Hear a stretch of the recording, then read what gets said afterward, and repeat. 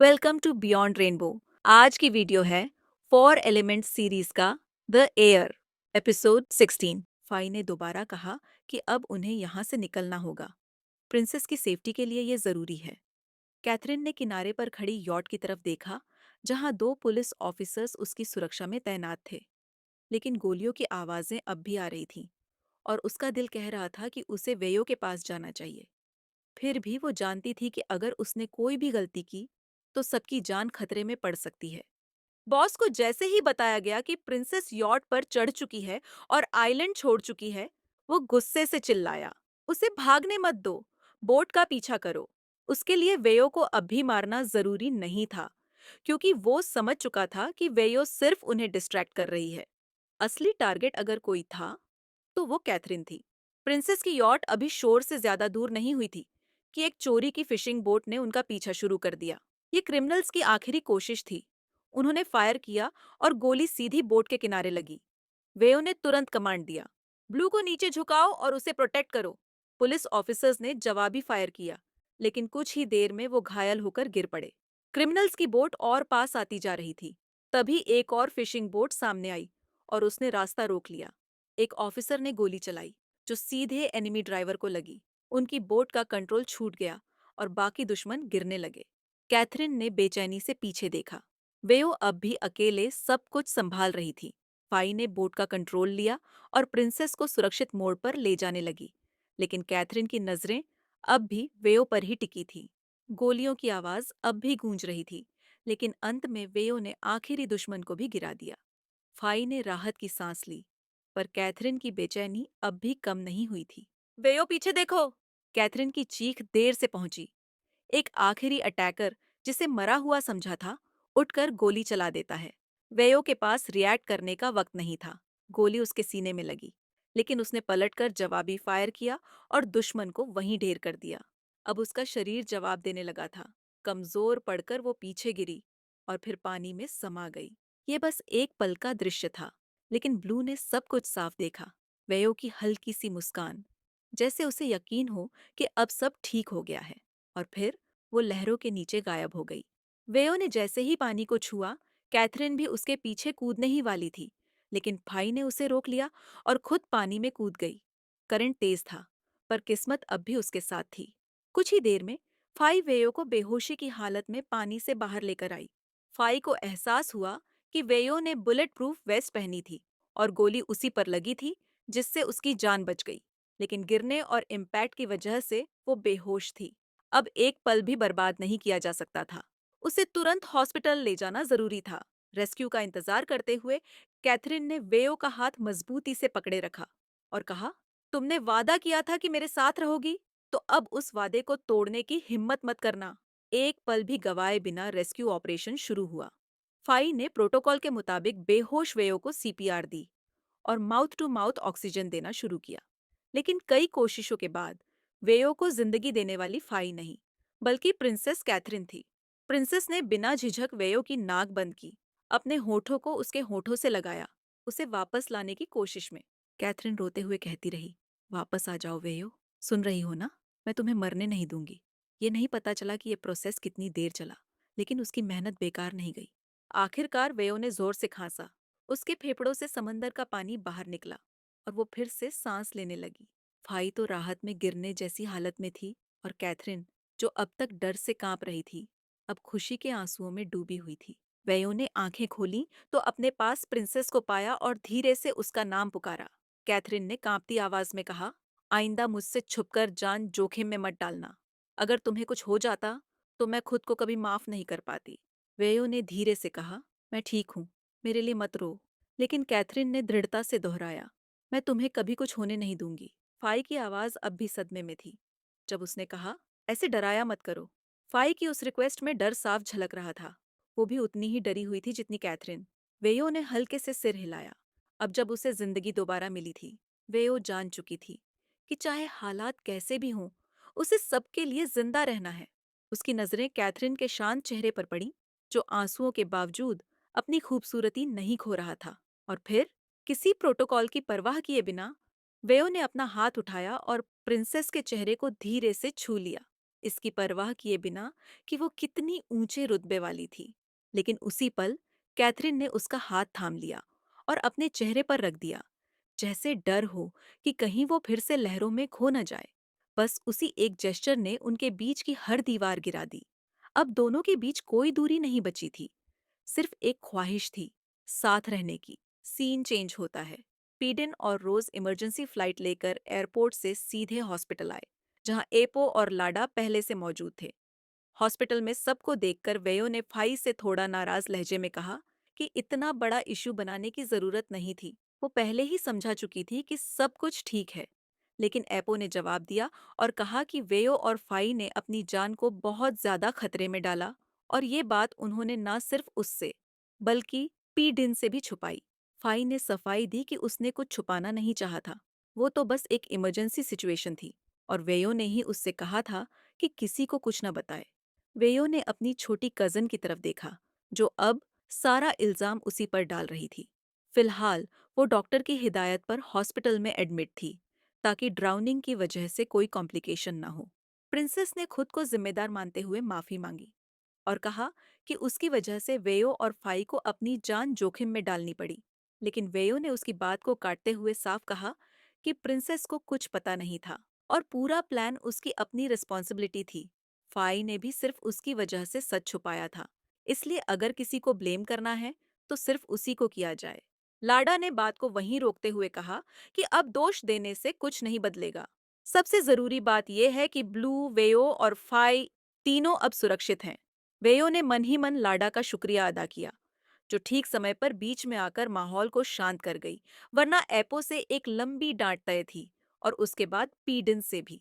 अब उसे बस उम्मीद थी कि शायद रोज अगली डांट से भी उसे बचा ले। प्रिंसेस ने बाकी सबको सलाह दी कि वो लोग आज रात फाई के घर रेस्ट कर लें और कल वापस आकर वेयो से मिले। लाडा ने उससे पूछा कि वो खुद क्या करेगी, जिस पर प्रिंसेस ने बिना झिझक कहा कि वो यहीं रुकेगी। लाडा ने समझाया कि बाहर वेयो की सेफ्टी के लिए गार्ड्स हैं, इसलिए उसे अब थोड़ी देर आराम कर लेना चाहिए। लेकिन प्रिंसेस ने दृढ़ता से कहा, वेयो ने उसकी वजह से अपनी जान खतरे में डाली, तो वो कम से कम उसका ख्याल तो रख ही सकती है। फाई ने थक कर कहा कि उसने ब्लू को पहले ही समझाने की कोशिश की थी, लेकिन प्रिंसेस अपनी जिद पर अड़ी रही।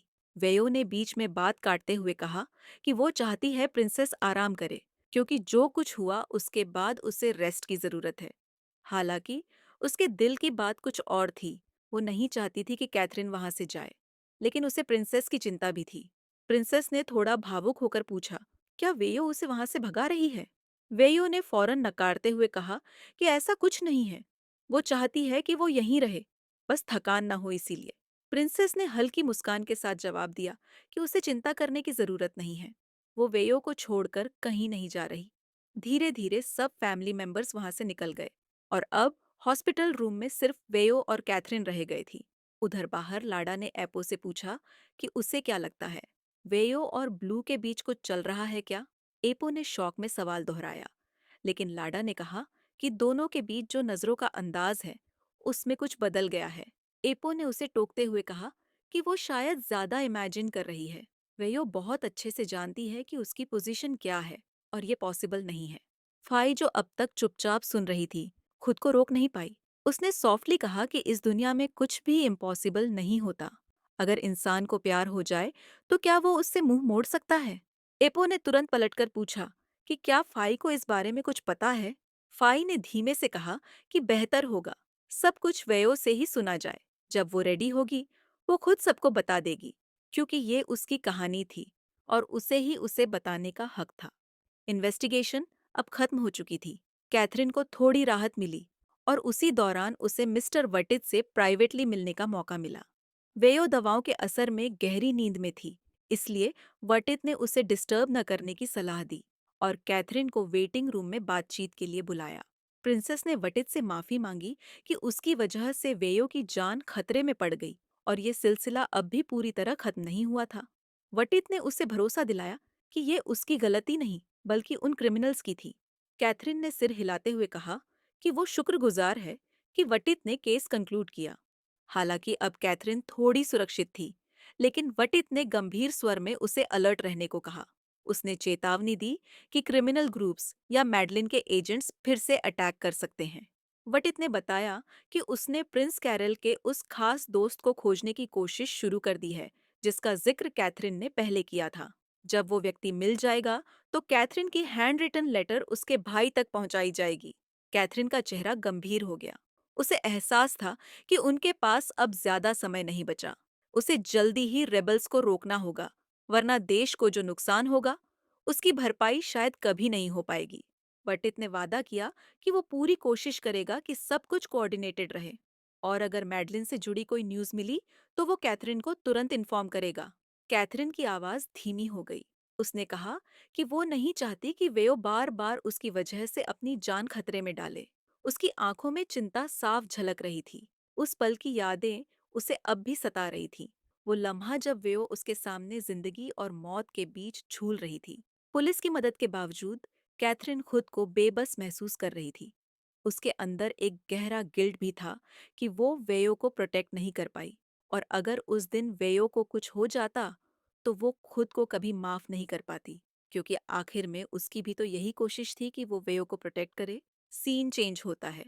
वेयो ने धीरे से ब्लू का नाम लिया, जो उसका ध्यान रखने के लिए हॉस्पिटल में रुकी थी और अब भी कमरे में रखे सोफे पे लेटी थी।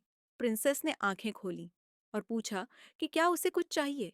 वेयो ने हल्के से कहा कि नहीं, बस उसकी चिंता हो रही थी, क्योंकि उसने ये भी नोटिस किया कि प्रिंसेस को अब तक नींद नहीं आई थी। कमरे में सिर्फ एक लैंप की मध्यम रोशनी थी, लेकिन उसी रोशनी में भी वेयो को कैथरीन का चेहरा दुनिया में सबसे खूबसूरत लग रहा था। वो चेहरा जिसे वो हमेशा इज्जत और आदर से देखती थी। आधी रात के सन्नाटे में भी उसकी आंखों में वही चमक थी। प्रिंसेस ने पूछा कि वेयो बेड से बाहर क्यों आ गई। वेयो ने मुस्कुराते हुए कहा कि आज दिन में बहुत आराम कर लिया, इसलिए अब नींद नहीं आ रही, और वो बस थोड़ी देर बैठना चाहती थी। प्रिंसेस ने उसे समझाया कि बीमार लोगों को ज्यादा रेस्ट लेना चाहिए ताकि वो जल्दी ठीक हो सके। कैथरीन अब अपने सोफे से उठकर बैठ चुकी थी, जो वेयो के बेड के पास था। वो यह देखकर थोड़ी हैरान हुई कि लेफ्टिनेंट पास वाली कुर्सी खींचकर वहीं बैठ गई, या शायद ये सब उसके थके हुए मन का वहम था। पिछले कुछ समय की घटनाओं ने उसे बेचैन कर रखा था। आंखें बंद करते ही वही डरावने पल वापस आने लगते। एक झटके से उसने वेयो की ओर देखा, मानो ये पक्का करना चाहती हो कि वेयो सच में वही है और अपने उस वादे को निभा रही है, उसके पास रहकर, उसे प्रोटेक्ट करने का। थोड़ी देर की चुप्पी के बाद वेयो ने धीरे से कहा कि आज उसकी जान बचाने के लिए थैंक यू। कैथरीन ने तुरंत जवाब दिया कि उसने नहीं, बल्कि फाई ने उसे बचाया था। वेयो थोड़ी कंफ्यूज थी, क्योंकि उसे याद था कि जब उसे होश आया, तो प्रिंसेस का नाजुक चेहरा उसके करीब था। तस्वीर थोड़ी धुंधली थी, लेकिन सच लग रही थी। इसलिए उसने पूछा कि अगर ऐसा था, तो फिर होश में आते ही उसने प्रिंसेस को क्यों देखा। प्रिंसेस ने जल्दी से कहा कि अब उसे सोना है और इस बारे में बाद में बात करेंगे। वेयो को साफ समझ आ गया कि कैथरीन ने जानबूझकर बात टाल दी थी, ठीक वैसे जैसे कोई इंसान जो झूठ बोलना नहीं जानता हो और पकड़े जाने के डर से सीधा बेड में जा छुपे, जबकि कुछ ही पल पहले वो जाग रही थी और नींद न आने से परेशान दिख रही थी। वेयो ने अपनी बात जारी रखी। वो मुस्कुराई और बोली कि वो कभी नहीं भूलेगी कि आज कैथरीन ने उसके लिए क्या किया। प्रिंसेस ने नजरें मिलाए बिना जवाब दिया कि उसे नहीं पता वेयो किस बारे में बात कर रही है। वेयो ने फिर कहा, अगर आज प्रिंसेस ने मदद न की होती, तो वो यहाँ उसके सामने बैठकर यूं बात नहीं कर रही होती। अब उसे ऐसा लगता है कि उसकी जिंदगी कैथरीन पर उधार है।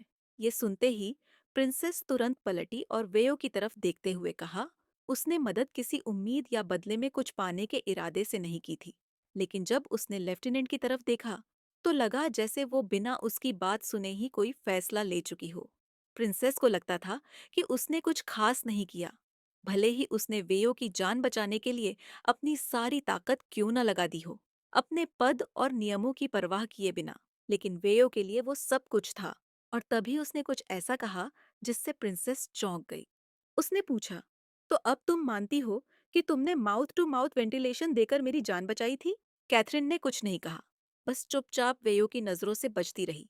वेयो ने उसकी चुप्पी को अपना जवाब मानते हुए धीरे से कहा, तो फिर अब से मेरी जिंदगी तुम्हारी है ब्लू।